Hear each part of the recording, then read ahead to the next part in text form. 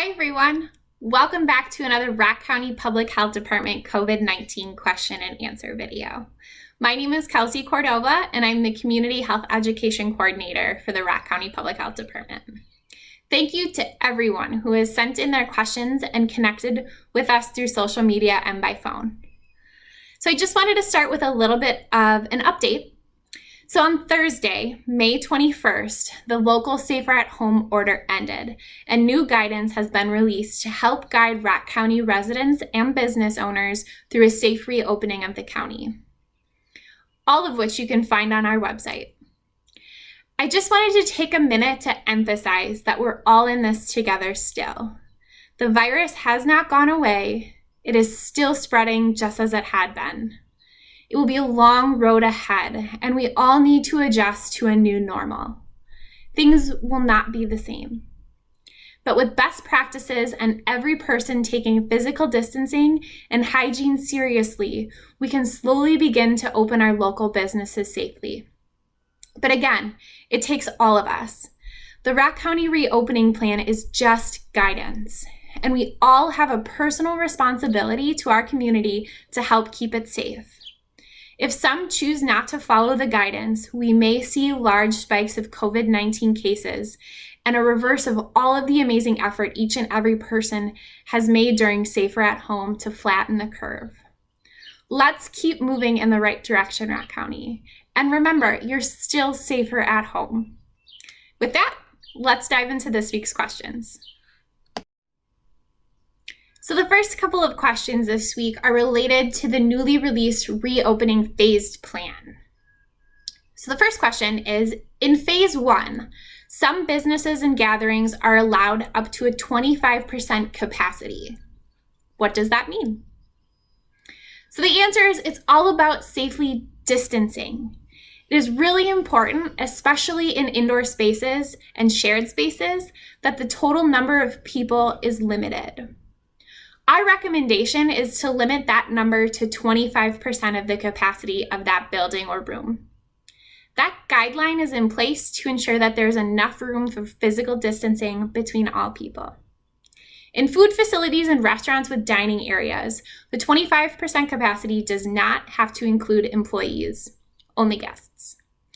With outdoor gatherings, be sure to maintain physical distancing as it's still one of our most important tools in stopping the spread of the virus. So our next question related to the phased reopening plan is, when can we move into phase 2?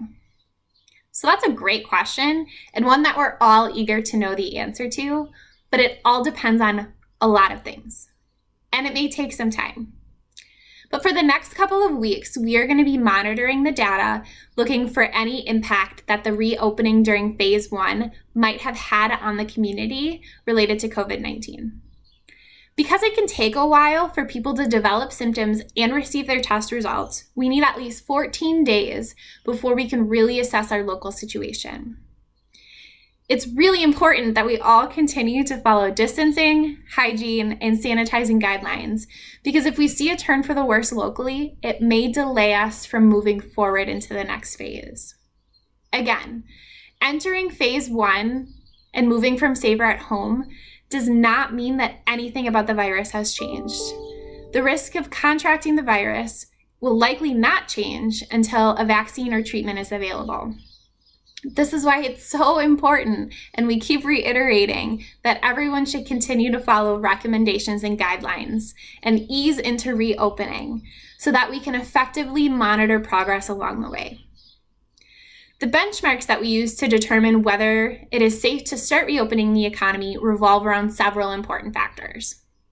We want to make sure that if there were a large number of people that became sick at any given time, that our hospitals and healthcare workers are prepared and able to handle this increase in patients.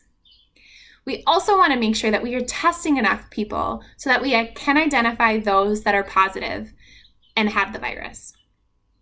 Along with testing, it's so important that we have the capacity to contact those that test positive and the people that they have already come in contact with in a timely manner so that we can prevent them from spreading the virus to others.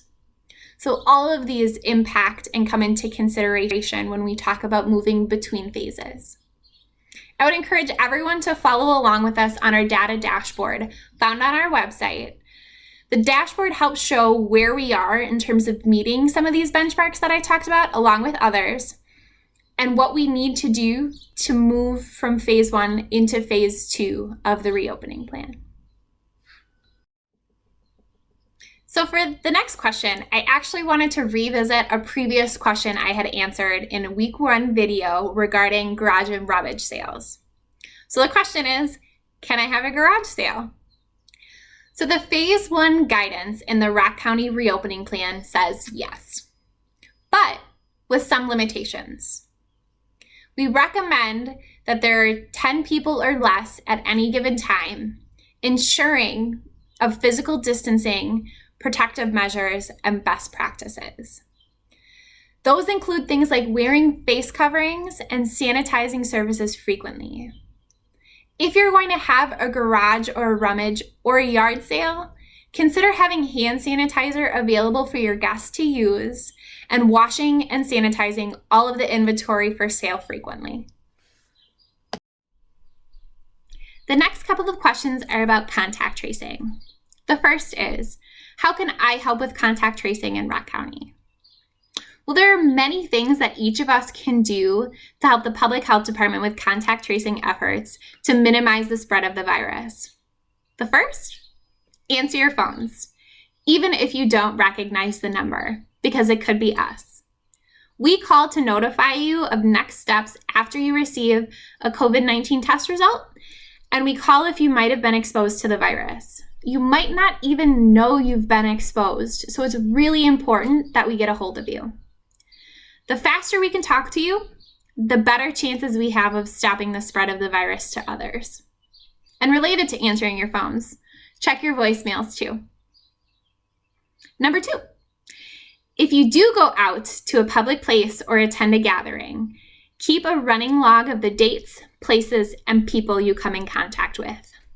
That will help us quickly notify anyone you may have potentially exposed if you do become infected.